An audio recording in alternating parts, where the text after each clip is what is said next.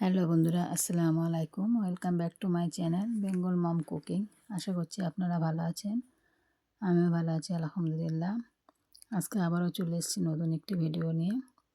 দেখুন, আজকে রেসিপিটা হচ্ছে পিঠা রোল, পুলি পিঠা। প্রথমে একটু কড়াই বসিয়ে দিয়ে অল্প করে আমি যতটা পরিমাণে আমার লাগবে পানি, সেই হিসেবে আমি পানিটা দিয়েছি। পানি দিয়ে তারপরে অল্প একটু নুন দিয়ে দিয়েছি। নুনটা দিলে ভালো করে পানিটা ফুটে উঠলেই আমি আটাটা দিয়ে দেবো।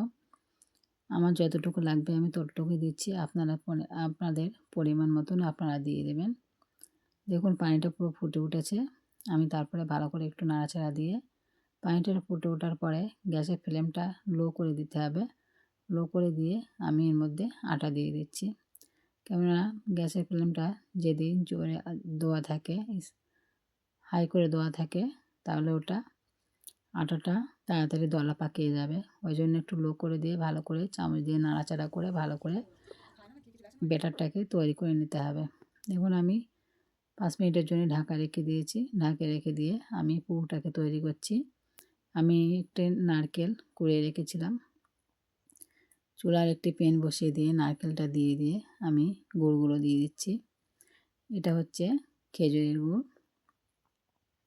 যাকে বলা হয় পাটালি। পাটালি ছিল, এটা একটু কেটে আমি গুঁড়ো করে দিচ্ছি, দিয়ে দিয়েছি।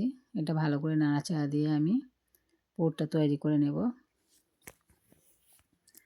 দেখুন ভালো করে নাড়াচাড়া দিয়ে পুরটা তৈরি করে নিচ্ছি। আমি কিন্তু যে আটাটা তৈরি করেছিলাম, ব্যাটারটা তৈরি করেছি, ওটা কিন্তু চালের আটা ছিল। চালের আটা দিয়ে করলে খুব সুন্দর লাগে খেতে, ওই জন্য আমি চালের আটাটাই দিয়েছি। আর এখন শীতের সিজন, সব পিঠেটাই কিন্তু চালের আটা দিয়ে করলে ভালো লাগে। চালের আটা দিয়েই বেশি অংশ সব কিছু করা হয়। দেখুন আমার পুরটা পুরো রেডি, আটালো হয়ে গেছে। আটালো হয়ে গেলেই নামিয়ে নিতে হবে। তারপরে আমি ব্যাটারটাকে ভালো করে তো মাখিয়ে নিচ্ছি। একটু সফট করে মাখাতে হবে। ব্যাটারটা কিন্তু নরম রাখতে হবে, একেবারে শক্ত করলে হবে না। শক্ত করলে কিন্তু ভালো করে হবে না। একটু নরম মতো রাখতে হবে, একেবারে নরম করলেও হবে না। দেখুন ব্যাটারটা পুরো আমার সফট হয়ে গেছে।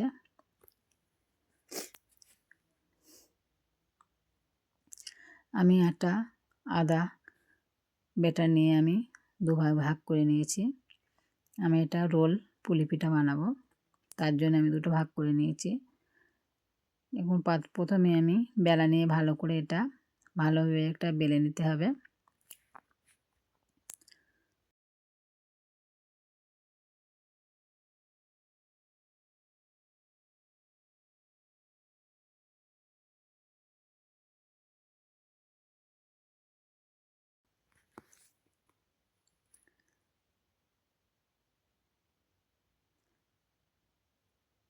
ভালোভাবে পুরো একটি রুটির মতো বেলে নিতে হবে। একটু মোটা করে রাখতে হবে, কারণ এটা ভাবাতে দিতে হবে না। একটু মোটা করে না রাখলে কিন্তু এটা ফেটে যেতে পারে, ওর জন্যে এটা রুটির মতন বেলে নিতে হবে। আমি চাকু দিয়ে চারিপাশটা এরকম করে কেটে নিয়ে সমান করে নিতে হবে। সমান করে নিচ্ছি। চারিপাশটা এরকম কেটে সমান করে নিয়ে আমি পুরটা এর উপরে দিয়ে দেব।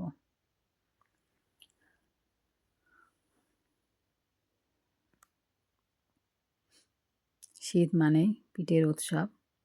সব বাড়িতেই এখন পিঠা তৈরি হবে। কত রকমের পিঠা, বিভিন্ন রকমের পিঠা।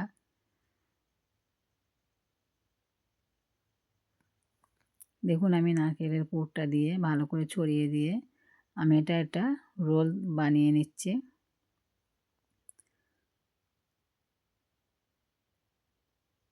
আমার রোল হয়ে গেছে পুরো।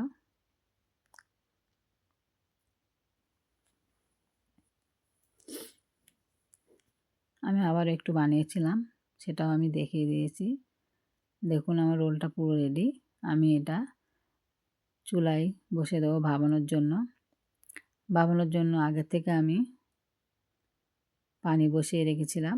পানিটা এখনও ফোটেনি। তার মধ্যে আমি দিয়ে দিয়েছি যে ছিদ্র বাসনটি আছে, ওই বাসনের মধ্যে অল্প একটু তেল লাগিয়ে নিচ্ছি হাত দিয়ে। তেল না লাগালেও চলবে, তাহলেও একটু আমি সাদা তেল লাগিয়ে দিচ্ছি। এই লাগিয়ে নিয়ে এটা আমি রোলটা আমি এর মধ্যে বসিয়ে দিয়ে ভাপিয়ে নেব 10 মিনিটের জন্য। দেখুন আমার ভাপা হয়ে গেছে। আমি একটু উল্টে দিচ্ছি, এই সাইডটা একটু হয়নি, ওই জন্য আমি একটু উল্টে দিচ্ছি।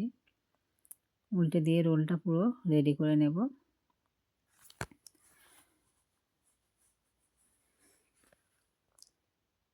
দেখুন বন্ধুরা, খুব সহজে একটা রোল পুলি পিঠা বানানো হয়ে যাবে। দেখতেও কিন্তু সুন্দর লাগে, খেতেও কিন্তু দারুণ টেস্ট। আপনারা একবার বানিয়ে দেখবেন, খুব সহজে এটা বানানো হয়ে যাবে। দেখুন রোলটা ঠিক এইভাবে কেটে নিতে হবে।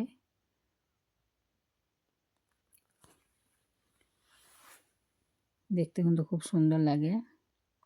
বন্ধুরা, আমার ভিডিওটা যদি ভালো লেগে থাকে আপনারা লাইক, কমেন্ট, শেয়ার, সাবস্ক্রাইব অবশ্যই করবেন, আমার পাশে থাকবেন।